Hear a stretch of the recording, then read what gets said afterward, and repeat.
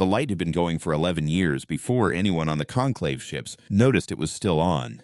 Marla Nunder had not noticed them noticing. She was busy with the lamp. The lamp was not a lamp in any conventional sense. It had started as one back when the station was built. A coastal warning beacon perched on the skin of Relay Point 7, a tumbling asteroid 300 kilometers wide that had been mined hollow, half terraformed, and then abandoned when the Terragenic Corporation decided the returns were insufficient. The lamp had been left running. No one had thought to turn it off. Marla had arrived 6 years later on a supply tug that didn't have enough fuel to leave, and she had found the lamp and she had kept it going because, she told her brother in her nightly transmissions, a light that has been going ought to keep going. Her brother Maxie was 12 years younger than her. He lived on what remained of the Ganymede habitats, cramped cylinder blocks with fogged viewports and recycled air that smelled like the inside of a thermos. And every night, at whatever time approximated night in their respective positions, he would call her on the relay band and she would read to him. Stories, old ones mostly, the kind with lighthouses in them and storms and narrow escapes. The dog's name was Pula. She was a border collie mix with one ear that stood up and one that folded down, and she had come on the same supply tug as Marla because the tug's navigator had been unable to secure anyone to take her. Pula was 9 years old in the 6th year of Marla's tenure at Relay Point 7, which made her old in the way that mattered, which was the way where you could see it in her eyes before you could see it anywhere else. She slept a lot, she ate less. She followed Marla through every corridor of the station, slower each month, and when Marla sat at the lamp console in the dome, Pula would curl under the chair and put her head on Marla's boot and breathe there, slow and warm, until one of them fell asleep. Maxie asked about Pula in every transmission. How's Pula? Not a question, exactly. More the way you say a name to keep it real. She's good, Marla said. She's here. That was the year the Conclave arrived. They did not arrive the way the old stories said invaders arrived, not with a roar or a shadow or a city-killing beam from the sky. They arrived the way a headache arrives, gradually and then all at once. First, the gravitational anomaly readings, strange, dense masses the tracking buoys couldn't account for. Then the calm blackouts, patchy at first, and then total, like someone was methodically switching off the lights of the solar system one band at a time. Then the shapes, visible even through Relay Point 7's scratched optical sensors, not ships exactly, more like reef formations made of something that was almost metal, vast and slow and deeply, profoundly wrong in the way that beautiful things can be wrong when you understand what they're doing. Marla cataloged them. She did not have much else to do, and it gave her hand something useful. She had no way to know then what she would later come to understand about the Conclave, that they were not conquerors in any sense a human would recognize. Conquest implies the conquered thing has value. The Conclave's relationship to other life was closer to maintenance. They managed, culled, redirected. They had been doing it for 600,000 years across 11 star systems, and they were very good at it, and they were also very bored. Their language, to the extent that Marla was eventually able to parse any of it, was not composed of sounds. It was composed of the absence of sounds, precise silences within electromagnetic noise, meaningful pauses, the shape carved by what was not there. She spent 2 years trying to understand it before she understood enough to realize what she was hearing in those silences. Boredom, mostly. The deep bovine indifference of a civilization that had been doing the same thing for longer than recorded human history. She made tea. Maxie's transmissions had become irregular. The blackouts were spreading, but they still came through, bounced off the lamp's relay array in fragments that Marla's systems stitched back together. She read him the story about the lighthouse keeper and the storm. She read him the one about the brothers who found the whale. She read him one she made up as she went about a distant planet where the skies were green and everyone played chess all day and drank things that tasted like winter. What kind of chess? Maxie asked. The good kind. The kind where you take a long time with each move. And the drinks? Sparkling, cold. They come in tall glasses with very thin stems and you have to hold them carefully or they tip. I'd knock mine over, he said. No, you wouldn't. You'd learn. The Conclave's first direct communication came on a Tuesday, though Marla had stopped caring about Tuesdays some years back. It came through as a structured silence in the relay band, which her system flagged as anomalous and she read as intentional, and which, after 40 hours of analysis, she was able to translate into something approximate. A question, or the shape of a question, Something in the register of what function maintains the emission. The emission was the lamp. Marla thought about this for a long time. She sat at the console with Pulla's head on her boot, and she looked at the lamp, turning slowly in its mount, the way it had been turning for 11 years. Its beam swept the dark in a regular arc, 4 seconds from peak to peak, and it broadcast on 17 frequencies simultaneously, and it did not do much that was practically useful anymore. The shipping lanes it had been built to guide were long since abandoned, but it had been going for 11 years, and it seemed wrong to stop it. She transmitted back. She had no silence language to work with, so she used the lamp itself. She pulsed it. A dot, a dash, a dot, Morse. The letter R for relay. For the old word, the human one, that meant message received and understood, pass it on. There was a long silence after that, 22 days of silence. Then the Conclave moved 3 of their reef ships into closer orbit around Relay Point 7, and Marla understood that she had said something interesting, even if she did not know what. Pulla died in the 8th month of the Conclave's presence. It was not dramatic. She had been sleeping under the console chair, and Marla had been working through a new translation matrix. And at some point she reached down to feel the familiar warmth of Pulla's head, and it was there, but it was still. And the breathing that had been the background noise of Marla's last 6 years was gone. She sat with her for a long time. She told her she was a good dog. She told her she was the best dog. She said it out loud because she believed it was important to say the things you believed out loud when you had the chance. And then she carried Pulla to the small airlock at the station's aft end, and she released her into space, which was the only burial Relay Point 7 had to offer. And she watched the small dark shape of her recede against the stars until she couldn't see her anymore. She called Maxie that night. He had known, somehow, the way he sometimes knew things before she said them. The way siblings do across distances when they've been talking every night for years. Tell me about the chess planet, he said. Tell me more about it. So she did. She said the planet was very far away, in a system that was hard to find, that it orbited a sun that was slightly too orange and slightly too close, so the days were long and warm and slow. She said the people there were not in a hurry about anything.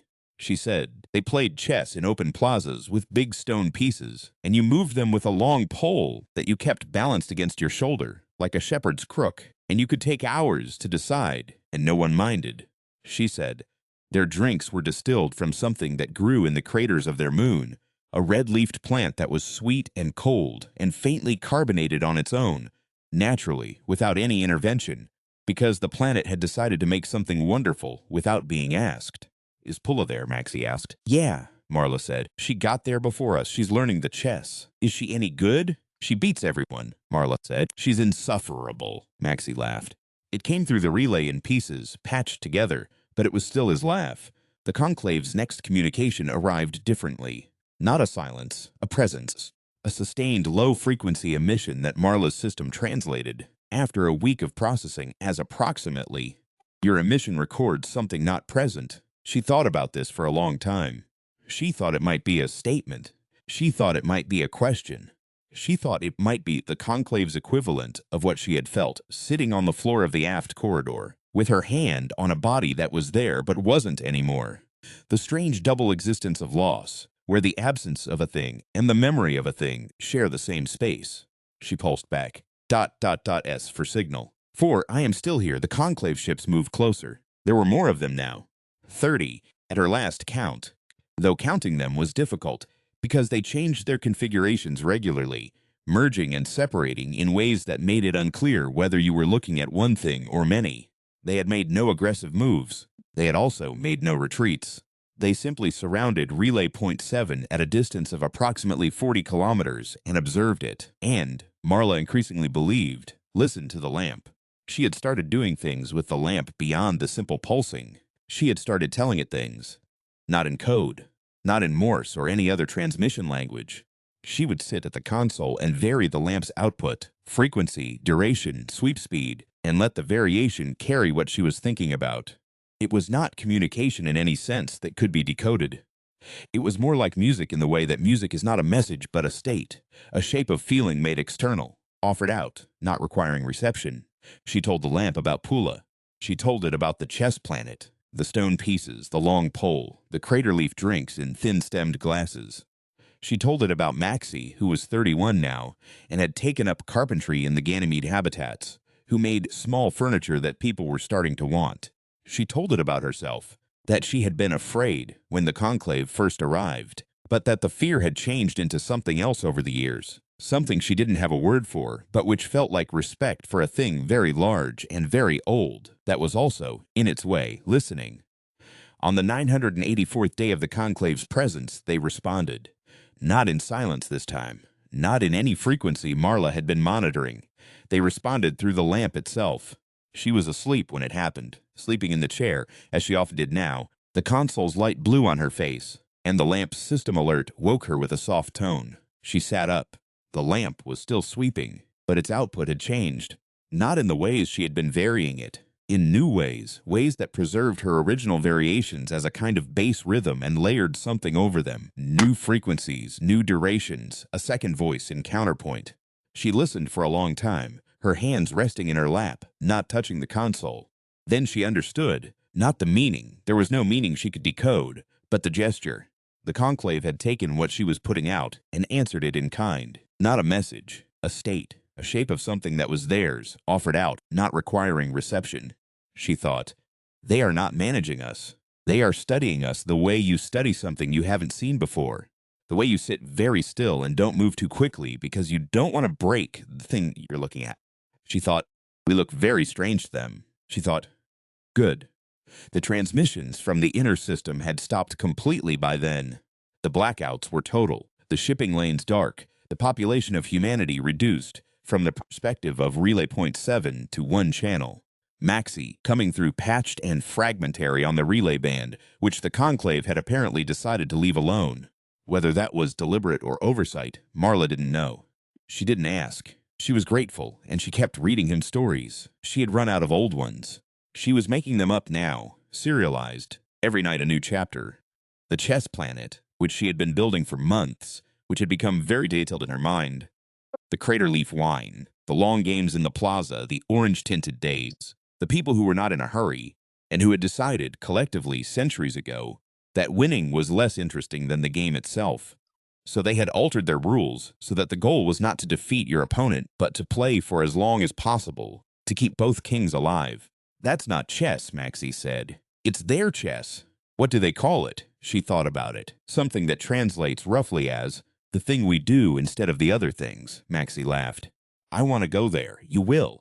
How do we get there? That's what I'm working on, Marla said. The conclave's shifts in behavior were subtle and cumulative. The reef ships moved slightly closer over a span of months. Their output frequencies began to mirror Marla's lamp variations more precisely, not just in counterpoint now, but in imitation, learning the rhythms, playing them back at her as if testing whether they had understood correctly. She would vary something, and they would reproduce it, then vary it themselves, then wait. She began to vary things in response to their variations. They were having a conversation. It had no content. It was entirely structural, the syntax without the words, the rhythm without the meaning, and it was the strangest conversation Marla had ever had, and it was also, she thought, the most honest, because neither of them could pretend they understood the other better than they did. The conclave added something new one morning, a steady, slow pulse underlying everything else, a heartbeat frequency. It wasn't biological. The conclave didn't have biology in any form Marla had been able to detect. They were something older than biology, something that had decided early to solve the problem of being alive through hardware rather than chemistry. But it was regular and it was warm in the electromagnetic sense, which was the only sense the lamp could read, and Marla left it running under her own outputs and listened to it and thought, this is what it is to have something pay attention. She had been afraid for so long that she hadn't noticed the fear had become something else. The day the fear finally shed its last skin was the day the conclave did something she had not predicted. One of the reef ships detached from the others and moved to a position directly in the lamp's sweep path, and it opened something, an aperture, a gap, a deliberate negative space in its structure, and the lamp's beam passed through it and was refracted and scattered across the dark in new shapes. Not random. The aperture was shaped. The scattered light made patterns on the surrounding dark like projected shadows, like the moving hands of a story told without words to a room full of children. Marla watched the patterns for 4 hours. She thought, They have been watching a light keep going for 11 years, and they have decided to become part of it, she thought. This is not maintenance. This is not culling. This is something the boredom made them do, something one of them, somewhere in those reef formations, came to feel and then acted on, the way a child acts on something they feel, without committee. She pulsed the lamp. ... Our message received and understood. Pass it on. The aperture widened. The pattern spread. She called Maxie that night with a steadier voice than she had used in months. Tell me about the chess, he said immediately. He always started there now. Tonight it's about the drinks, she said. Yeah? The crater leaf wine. It comes from this specific crater, the oldest one on the moon, the one that's been there since before the planet had life. And the vine grows down the crater walls, which are about 1 kilometer deep. So the leaves get this vertical gradient of temperature from top to bottom. The ones at the top are warm. They have a flavor like early summer. The ones at the bottom are cold. They taste like the first snow. And the way they make the wine, they don't pick from just one level. They pick from all of them, and they blend them. And what you get in the glass is the whole crater at once, from the day it formed to the day you're drinking it. Maxie was quiet for a moment. That sounds like something you'd want to drink slowly. They have a saying, Marla said. Something like, all at once is not the same as all of it. I need to write that down. The carpentry going okay? I made a chair this week that I actually like. What makes you like it? It balances right. When you sit in it, it feels like it was meant for you specifically, even though it wasn't. It feels like it was waiting. Marla was quiet for a moment. Through the dome's viewport, the conclave's aperture was still scattered with the lamp's light, still making its moving patterns, still showing the shadows of something that was almost like a story. How many do you make in a week? 2, 3. People want them. Keep making them, she said. Keep making things that feel like they were waiting. What are you making? She looked at the lamp. I'm making something for people I haven't met yet. The conclave's full communication came on the 1100th and 40th day. It was not the counterpoint anymore, not the shadow patterns. It was something new, and it arrived in a way that bypassed her instruments entirely. She felt it, the way you feel a very low bass note with your sternum rather than your ears. A vibration in the floor of the station, in the walls, in the soles of her boots. She did not panic. She had been afraid for too long. She had come out the other side of it into something flat and clear. She sat down. She breathed. She waited. The vibration resolved. Not into words, not into anything she could have described afterward with precision, into something she could only call a shape. The way a dream is a shape after you wake from it. You cannot recover the content, but you know the outline. You know the emotional temperature. You know what it was trying to tell you. What the conclave told her, in a vibration through the floor of a dead mining station on the skin of a hollow asteroid in the outer dark, was something in the approximate territory of, we have been doing this for a very long time, and we had stopped seeing it, and then your light was there, and you told it something, and we started seeing it again. She sat with this for a long time. Then she reached over and increased the lamp's output by 3%, which was as high as she could safely push it, and she switched it to a continuous sweep. No pulsing, no variation, just the clean, steady revolution of light through dark. And she said out loud to the station around her, and the conclave beyond it, and the space beyond them both, okay, then look. What followed was not peace in any political sense. The conclave was not a government with which you made treaties. They did not have provisions for humanity's independence or sovereignty or continued existence, not because they opposed these things, but because those were not categories they had ever thought about. Because, in 11 star systems over 600,000 years, they had never encountered something that held a light on for no reason, except that it had been going and ought to keep going. What followed was something more like the moment in a long story when two people who have been circling each other finally stop and look. The fleet in the inner system held its positions. The blackouts held. Humanity remained behind its dark curtain, cramped and frightened and alive. And Marla remained at relay point 7, and the lamp kept sweeping. But the conclave's 40 reef ships adjusted, not retreated, adjusted. They moved into new configurations around the lamp. Formations that, she noticed this over weeks, plotting their positions each morning, were not random. They were shaped to refract the lamp's beam differently each day. Some days broad and scattered, some days tight and concentrated, some days broken into dozens of separate paths that ran across the dark like the legs of something enormous and slow and curious. They were playing with the light. They were doing what children do with a candle in their hands, seeing what shapes they could make. On the 1207th day, something changed. A new frequency opened on the relay band, not a conclave frequency. The signature was wrong, too irregular, too messy, too unmistakably built by people who were figuring it out as they went. Marla spent 6 hours identifying the source, and when she had it, she put her forehead down on the console and breathed through her nose for a while before she sat back up and opened the channel. It was not Maxie. It was many voices, overlapping, patched together from 17 different relay points across what had been the shipping lanes, all of them broadcasting simultaneously, because whoever had figured out the new frequency had broadcast the method to everyone they could reach before trying it themselves. Marla listened. People were talking to each other, just talking. Not command structures, not strategic communications, not the carefully sanitized broadcast she'd been trained on. Just people in the dark having found a new way to reach across it, talking about, she parsed it slowly, disbelieving, talking about small things, what someone had built, what someone had grown, a joke someone's child had made, a dream someone had had about open water. She keyed her own transmission. She waited for a gap. She said her name and her location, and she said, because she believed it was important to say things out loud when you had the chance. The conclave is listening to the lamp. I think they're interested in us. I think we've been strange to them. I think strange is exactly what we should be. There was a long pause. Then someone said, have you been alone out there this whole time? No, she said. I had a dog, and I had my brother. Another pause. What did you tell the lamp? She thought about it.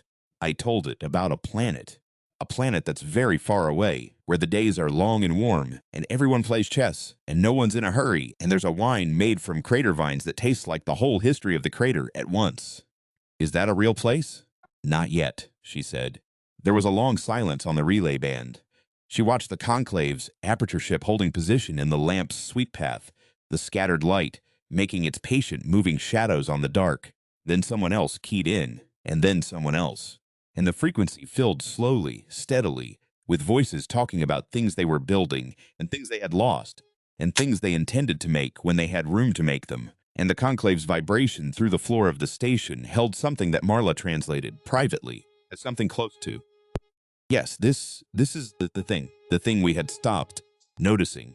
Go on. She reached down to where Pula's head had used to rest on her boot. The floor was warm there from the station's heating system. She left her hand there for a moment. Then she switched her comm to Maxie's channel. Hey, she said, I want to tell you about the chess planet. More of it? Different, she said. I want to tell you how you get there. He was quiet, which meant he was listening, which was the posture she knew best from him. Leaning forward, probably the way he had as a kid when she read to him across their parents' house in the dark.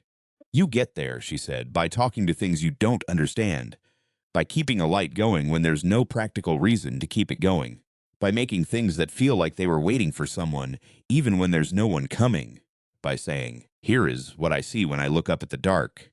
Here is what I think about it. Here is what I feel. I'm not asking you to feel the same thing. I'm just telling you. That's how you get there? That's how you get anywhere, she said. That's how you always got anywhere. We just forgot. The conclave's configurations kept shifting, slow and patient, through the following weeks. New shapes every day, new refractions.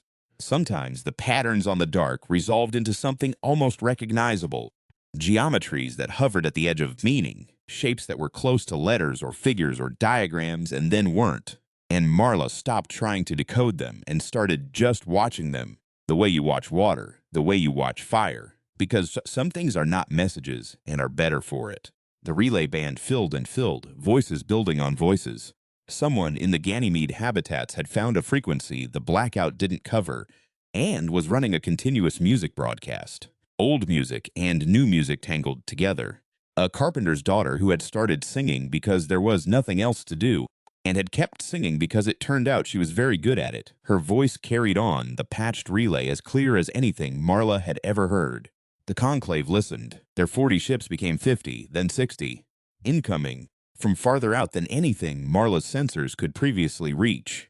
Reef formations she hadn't cataloged, drawn in by something she didn't have a word for. She recorded their arrivals. She kept the lamp going.